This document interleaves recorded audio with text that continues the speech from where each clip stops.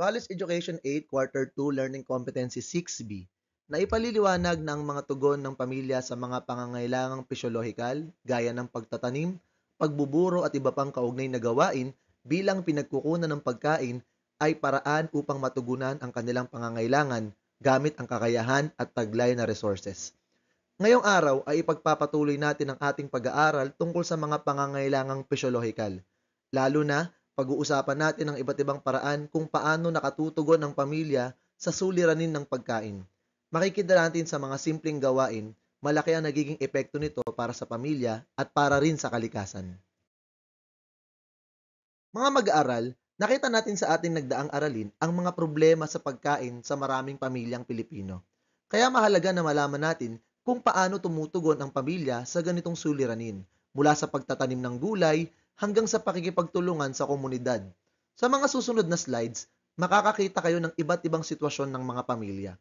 Bawat sitwasyon ay magpapakita kung paano nila ginagamit ang kanilang sariling kakayahan at yaman upang harapin ang mga problema sa pagkain. Pagkatapos ng bawat sitwasyon, may mga tanong na susubok sa inyong pag-unawa at pagbibigay palagay. Kaya makinig at mag-isip ng mabuti. Ang pamilya Forger ay nagtanim ng kamatis, sili, talong, okra, sibuyas at petchay sa kanilang bakuran. Sa halip na laging bumili sa palengke, araw-araw ay may sariwa silang gulay na maaaring lutuin. Mga tanong: paano nakatulong ang pagtatanim sa pamilyang ito upang malabanan ang suliranin sa pagkain? Ano ang naging epekto nito sa kanilang gastusin at sa kalikasan? Maraming tanim na mangga at bayabas ang pamilya Zoldyck. Dahil sabay-sabay na nagbunga, sobra ang prutas at hindi nila agad mauubos. Para hindi masayang, gumawa sila ng atsara mula sa hilaw na mangga, nagluto ng bayabas jam, at nagsagawa ng pagsasalata ng iba pang prutas. Dahil dito, nagkaroon sila ng dagdag na pagkaing maaaring kainin sa mga susunod na buwan at pwede ring ipagbili.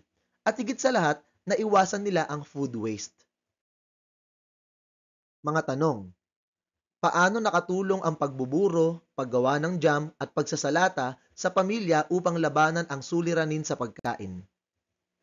Ano ang naidudulot ng ganitong paraan sa kalikasan at paano ito nakatutulong laban sa food waste? Nakaplano na para sa buong linggo ang kakainin ng pamilya ni Taro. Bahagi ng meal plan na ito ang nakalaang budget sa bawat araw. Dahil dito, tiyak na sapat ang pagkain sa bawat araw. Mga tanong: bakit mahalaga ang meal planning at tamang pagbabudget sa pagtugon sa suliranin ng pagkain? Ano ang koneksyon nito sa pagtitipid at pangangalaga sa kalikasan? Maraming natirang kanin mula sa nagdaang gabi ang pamilya ni Kenshin. Upang hindi masayang, isinangag niya ito. Ang mga natira namang tinapay ay ginawa niyang bread pudding para maging merienda ng kanyang pamilya. Dahil dito, nakatipid sila at naiwasan ang food waste.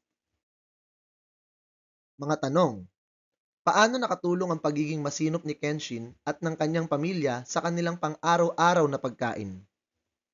Ano ang epekto ng pagiging masinop sa pagkain para sa kalikasan? May alagang 3 manok ang pamilya ni Milim. Araw-araw silang may nakukuwang itlog para sa kanilang almusal. Kapag sobra naman, ibinebenta nila sa kapitbahay para pandagdag kita.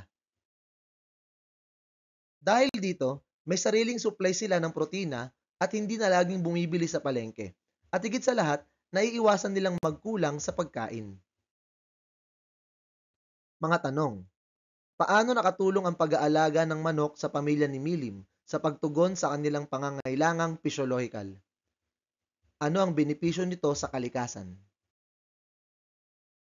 Nagkaisa ang mga pamilya sa Barangay Tensura upang magtanim ng gulay sa isang malawak na bakanteng lote. Sama-sama silang nag-ambag ng buto, pataba at oras para maalagaan ang mga pananim. Kapag anihan na, pantay-pantay nilang hinahati ang mga gulay para sa lahat. Dahil dito, nakatipid sila at sabay-sabay na nagtugunan ang pangangailangan sa pagkain ng bawat pamilya. Mga tugon: Paano nakatulong ang pagtutulungan ng komunidad sa pagtugon sa kakulangan sa pagkain? Ano ang magandang epekto nito sa ugnayan ng mga pamilya sa kanilang lugar? Ngayong nakita na natin ang iba't ibang sitwasyon, mapapansin natin na iisa ang layunin ng bawat pamilya. Matugunan ang kanilang pangangailangang pisyolohikal gamit ang sariling kakayahan at yaman. Sa pamamagitan ng pagtatanim, pagbuburo at pagsasalata, meal planning, pagiging masinop, pag-aalaga ng hayop at pagtutulungan sa komunidad, ipinakita ng mga pamilya na kaya nilang maging mapamaraan. Hindi hadlang ang kakulangan kung marunong tayong gumamit ng ating mga mapagkukunan. Dito natin makikita na ang simpleng gawain ng pamilya ay nagiging konkretong solusyon laban sa problema ng kakulangan sa pagkain. Higit pa rito, napagtitibay din ang samahan ng pamilya at komunidad kapag sila ay nagtutulungan at nagiging malikhaing mag-isip ng paraan. Nakita natin mula sa iba't ibang sitwasyon na ang bawat pamilya ay may paraan upang malampasan ang suliranin sa pagkain. Ang tawag dito ay pagiging mapamaraan o resourceful. Ayon sa Tagalog.com, ang pagiging mapamaraan ay may kakayahang mag-isip at magpatupad ng makabago at malikhaing paraan o solusyon sa paglutas ng problema upang makamit ang layunin. Ibig sabihin, hindi agad sumusuko ang tao kapag may kakulangan. Sa halip, nag-iisip siya ng paraan kung paano masusolusyonan ito gamit ang mga simpleng bagay na mayroon sa paligid. Sa pamamagitan ng pagiging mapamaraan, nagiging mas matatag ang pamilya at nakatutulong din sila sa kalikasan. Ngayon ay pag-isipan ninyo, kung ang pamilya ay hindi marunong maging mapamaraan, ano kaya ang mangyayari? Ano ang masasabing epekto nito sa kalusugan, sa pang-araw-araw na buhay, at pati na rin sa kalikasan? Sagutin ninyo ito sa inyong kwaderno. Sa ganitong paraan, mas mauunawaan ninyo ang kahalagahan ng mga simpleng gawain na nakita natin sa mga halimbawa. At ngayong alam na natin ang iba't ibang tugon ng pamilya, oras na para isabuhay natin ito. Mag-isip ng isang bagay na kaya mong gawin sa inyong tahanan. Halimbawa, magtanim ng sili sa paso, tumulong magplano ng ulam para maiwasan ng sobra, o siguraduhin na walang pagkain ang nasasayang.